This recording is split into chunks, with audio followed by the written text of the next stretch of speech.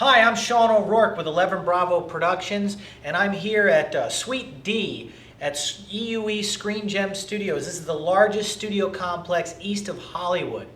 And today, I'm going to talk to you about movie magic smoke.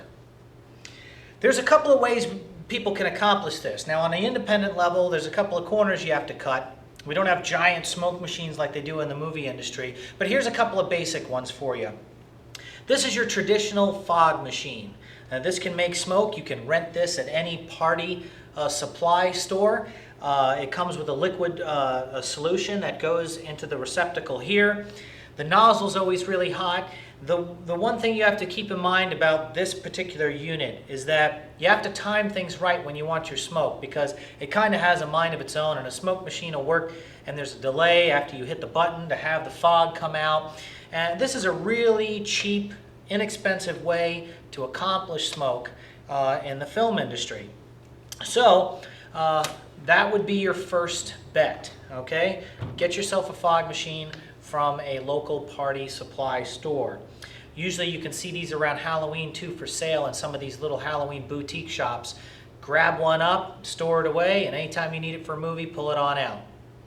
One of the other ways you can accomplish the same type of smoke effect is with dry ice. Now, dry ice is carbon dioxide, which is in a frozen state.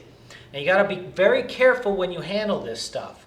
One, it could give you chemical burns and frostbite. So you want to make sure you have a heavy-duty glove when you're messing with carbon dioxide in a frozen state, which is called dry ice. What you're going to want to do with dry ice is you're going to want to put it in a styrofoam container. And the reason you put it in a styrofoam container is because if you put it in a plastic one or metal or something like that, it gets super below freezing cold, which could cause the plastic to be brittle and break and therefore ruin your effect. So you want to put it in styrofoam. Then, once it's in styrofoam, you just add hot water to it. Then the effect starts to come out. You'll start seeing this fog and smoke come pouring out of the cooler, okay? But it is carbon dioxide, so one of the things you have to keep in mind for safety reasons is keep your actors away as much as possible, and don't let your effects people get their face too close, because you could die from asphyxiation from not getting in oxygen. It's very dangerous. You can get dry ice from a shipping company, or you could get it from like an ice cream store that would give you ice cream cakes to take home with and to keep them cold. A lot of times they can get a hold of dry ice very easily. So that's your second way.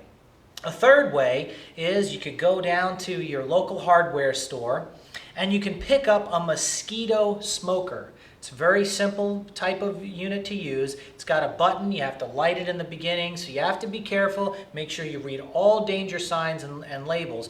But what you would do with a Mosquito smoker is you would pour in the same type of liquid smoke that you would get for your fog machine, okay? And then you hit the button and smoke just comes out the front, pouring everywhere.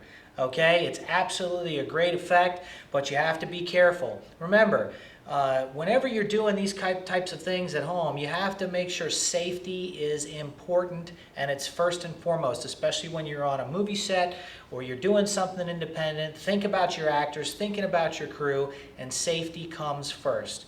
Now, these are three easy tips. You've got your fog machine, you've got dry ice, or you got your Mosquito smoker. Check them out, and you decide which one you want to use to create that effect for yourself. There's one more way, but it's post-production. It's the newest craze, which is digital smoke. You can actually create this as a special effect. You create your plate shot, enter it into the computer, and then through digital technology, you can create smoke, and it doesn't get your actors coughing and choking to death on smoke, doesn't impede your special effects crew, and it's just one other way to get it. So that's 4 ways. So I hope these tips and tricks have helped you out on how to create a smoke effect if you're going to pull one off in your independent film. Now, I'm Shaun O'Rourke with 11 Bravo Productions, and I'm here at Screen Gem Studios in Wilmington, North Carolina, and I just showed you a couple of tips on how to make smoke.